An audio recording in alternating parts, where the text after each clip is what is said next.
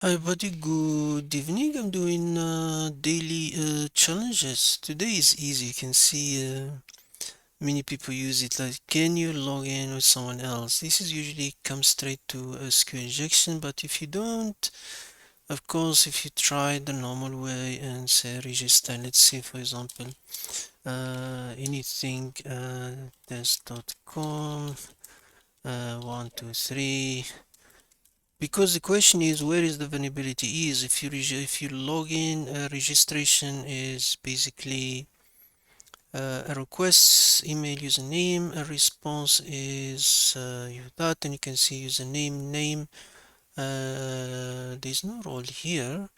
The rest, if you follow this one, so there's no profile. You have the stat endpoint.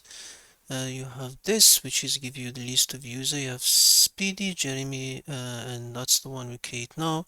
Of course, there is an admin one. So the question is, can you log in with another user? This hint usually it's SQL injection. Um, so for example, to log in is to know the password for person. So basically, let's try this one. For example, Speedy, that one. For example, if I log out, you do SQL injection, the classic one, uh, or 1 equal 1, and you lock it. For example, I don't know whether using SQL, but test that one and password put anything. If I put that one, I can log with, and it seems is an admin too. What his name? Let's see if we got any flag in these things, and we got the flag too. Because it's an SQL injection, you can test anyone. You can also test the admin. I'm not sure, is this what exactly? Or 1 equal 1. Let's see if it's an SQL. If I put just 2 dash, does it pass through or it complain? It doesn't complain, it goes straight to admin. By default, it go admin even if you check different user. I'm not sure if all of them are admin. Let's test Genie try. Did we got the flag with the user admin login?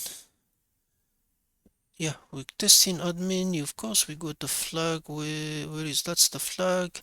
Let's test with our friend Jeremy, or 1 equal 1. So you just need to kill that one. Password, just put test, and we log with Jeremy. Jeremy is also admin. They all admin.